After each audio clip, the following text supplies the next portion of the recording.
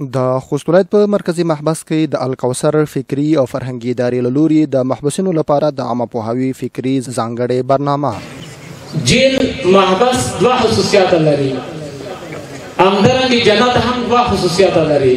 یم کتلای نشم یو د زیړې رش کې ورکا. د الکوثر فرهنګي ادارې مسؤلین وایي چې یاده برنامه څخه موخه د زندانیانو لپاره عامه پوهاوی و، څو په راتلونکي کې دوی له خپلو ترسره کړیو جرمونو څخه مخ واړوي. چې دا ډول برنامې کولی شي بندیانو ته محبوسینو ته یو ښه ذهنیت ورکړي او دوی له ازادېدو نه وروسته یا په زندان کې د بند د مودې د تېرولو پر مهال داسې یو فکر ورسره پیدا شي تر څو دوی دغه د زندان موده په ښه شان سرته ورسوي. د خوست ولایت د مرکزی زندان چارو آمر وایي چې داسې برنامې د محبوسینو لپاره ډېرې ګټورې دي چې د محبوسینو لپاره یو تفریحي او د اصلاح لپاره وړ موضوعات پکې ترسره کیږي.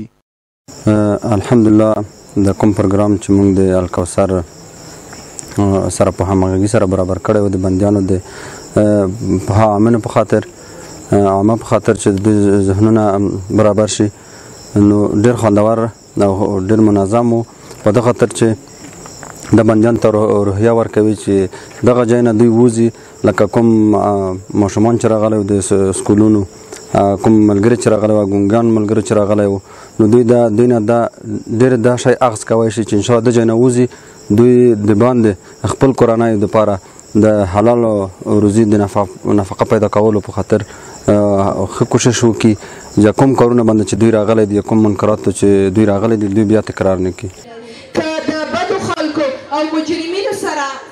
د خوست ولایت په محبس کې زندانیان وایي چې دا برنامه د دوی لپاره ډیره ګټوره وه. داسې ډېر څه پکې زده کړل او متوجه شول چې د دوی د اصلاح لپاره اړین و.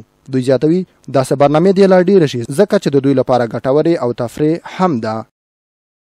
دا ډول برنامې ډېرې پیداوې لري. د بندیانو یو څه ذهن ورڅخه بدل شو، سپورت یې ولدو، تلاوت یې ولدو، ترانې یې ولدو، یو څه نوې خبرې او نصیحت یې ولدو. دا خو دومره خوندوره وه دا برنامه چې زه چې خپل بندیان قسمه دومره به تخشول وي بل یې فکر راونه وخوست ډېر ویښور خلک وغږېدل هغه شول این هر څه موږ ته دومره تجربه که وشوه چې انشاءالله دا به موږ بل وخت که ووتي دې برنامې نه که بیا لږ نه راپسې ډېره شوې موږ به ډېر هغوی نه زده کړي. دا رقم برنامې موږ دپاره ډېرې ګټورې دي. خدای دې وکړي چې دغه رقم برنامې هر وخت په لار وچوئ. د یادونې وړ ده چې د خوست ولایت په مرکزي زندان کې د مهال 900 بندیان دي چې په بېلابېلو جرمونو نیول شوي او د دوی د اصلاح لپاره په محبس کې ورته اصلاحي حرفوي او نورې برنامې په لاره اچول شوي دي.